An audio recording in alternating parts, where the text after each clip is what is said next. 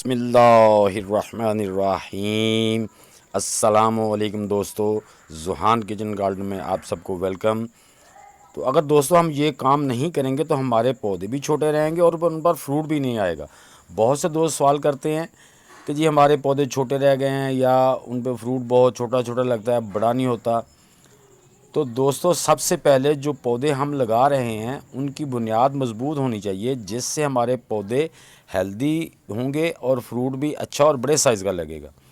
Video बहुत मज़ेदार और मालूमाती है, एंड तक ज़रूर देखिएगा ताकि आप अपने गार्डन के पौधों से ज़्यादा फ्रूट हासिल कर सकें।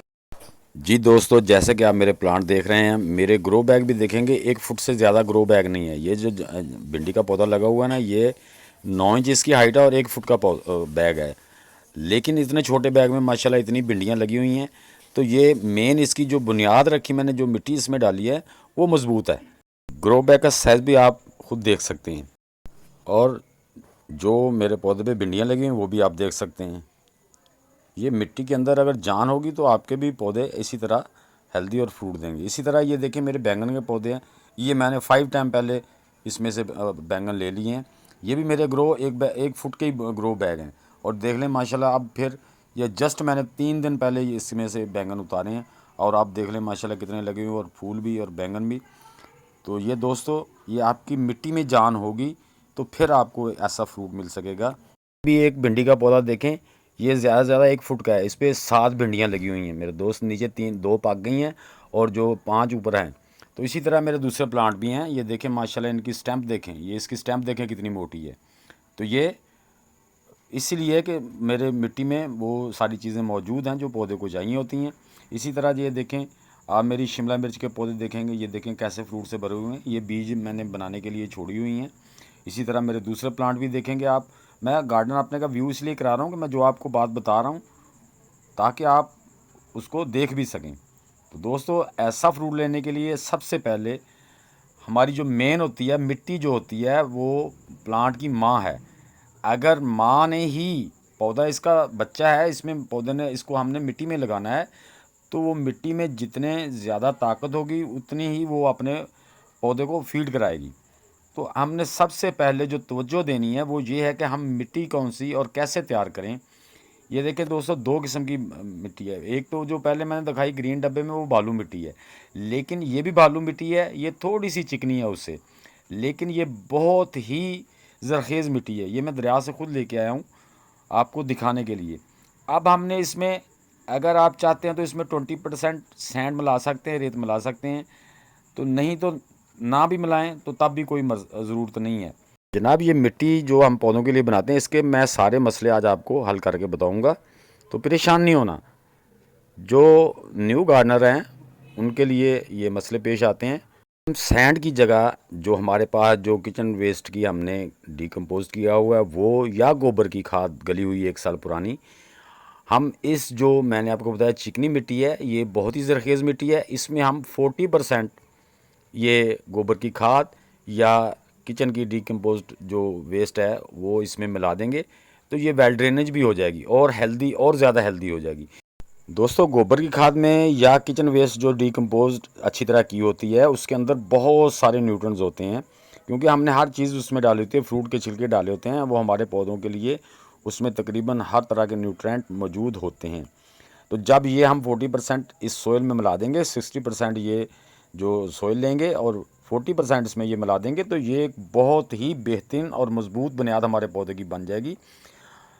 तो इसी तरह हम जो दूसरी हमारी गार्डन सोइल है, वो जिसे हम ये कहते हैं कि जो नर्सरी वगैरह के लिए ली जाती है, तो वो भी मेरे पास मौजूद है। वो मेरे पहले इसी गार्डन की मौजूद है। तो उसमें भी हम कम से कम 30% ये डालेंगे। अगर 40% डाल दें तो वो भी ठीक है, लेकिन वो हमारी मिट्टी पहले से सॉफ्ट और नरम है, उसमें सैंड मिक्स है। तो उसके लिए भी हम इसको अगर 30% भी डाल देते हैं, तो जब 30% डाल के मिक्स करेंगे तो दोस्तों, इसके अंदर जो हमारी डिकम्पोज्ड किचन वेस्ट है, इसके अंदर भी बहुत सारे न्यूट्रिएंट्स मौजूद होते हैं, और गोबर में भी, और कैल्शियम, पोटाशियम, मैग्नीशियम, सब चीज़ों की इसमें मिकदार, और नाइट्रोजन की मिकदार भी होती है। तो इससे जो हमारी मेन जो चीज़ है, मिट्टी तैयार हो जाएगी, जिससे हमारी पुडिंग तैयार हो जाएगी, जो कि हमारे पौधे की असल बुनियाद है। जब हम पौधे को ऐसी सोइल तैयार करके, ऐसी मिट्टी तैयार करके उसमें अपने पौधे को उगाएंगे, लगाएंगे, वो शुरू से ही, यानी कि वो शुरू से ही बड़ा हेल्दी और सेहतमंद होगा। और मिट्टी के अंदर, क्योंकि मिट्टी एक माँ का काम करती है, उसने ही उसको, अपने पौधे को, अपने बच्चे को फीड करानी होती है। तो उसके अंदर फीड मौजूद होगी तो वो अपने बच्चे को कराएगी। तो जब उसके अंदर फीड मौजूद होगी तो इंशाल्लाह आपका पौधा हेल्दी होगा और उसको ज़मीन से, हमारे गमले से हर किस्म के न्यूट्रेंट मिलते रहेंगे। चूँकि हमारे गमले की मिट्टी महदूद होती है, तो इसलिए हमें ये चीज़ें, ज़मीन में भी हमें मिलाते हैं लेकिन गमले में मिलाना बहुत ज़रूरी है। और बाद में जो ये कहते हैं कि पहले ऐसे ही लगा दें, बाद में चीज़ें दें, उससे जनाब कुछ नहीं होने वाला। जब हमारे पौधे की बुनियाद ही गलत होगी, वो हेल्दी नहीं था, तो बाद में जो उसको खुराकें देनी है उससे कोई फ़ायदा नहीं।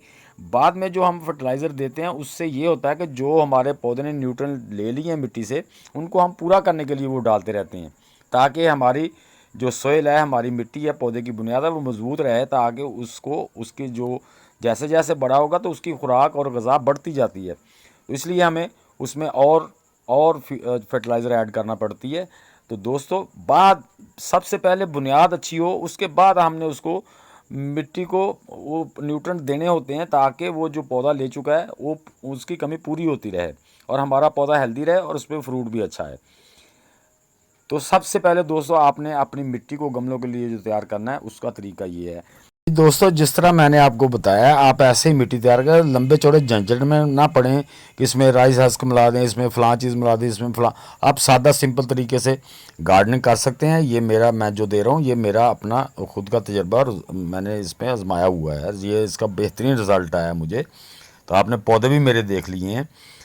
तो दोस्तों, आप ऐसे ही जस्ट और चीज़ें डालने की ज़रूरत नहीं है, सिर्फ ये गोबर की खाद डाल दें 30 से 40%, या उसमें अपना जो घर में डीकम्पोज की होती है किचन वेस्ट, वो डाल दें। आपके पौधे के न्यूट्रन पूरे होते रहेंगे। बाद में जो हम थोड़ी थोड़ी फर्टिलाइज़र मुख्तलिफ देते हैं ना, वो उसके अंदर जो न्यूट्रन की कमी होती है, जैसे ही पौधा बड़ा होता जाता है, न्यूट्रन लेता जाता है, वो उनको पूरा करने के लिए होती है। उम्मीद है दोस्तों कि मेरी ये वीडियो आप सबको पसंद आई होगी, तो इसे लाइक और शेयर कर दें। जो दोस्त मेरे चैनल पे नए आए हैं वो भी लाइक, शेयर और सब्सक्राइब करके बेल आइकन को ज़रूर दबा दें, ताकि हर नई आने वाली वीडियो का नोटिफिकेशन आप तक पहुंच सके। तो दोस्तों, मिलते हैं इंशाल्लाह नेक्स्ट वीडियो में। तब तक के लिए अब सब दोस्तों को अल्लाह हाफिज़।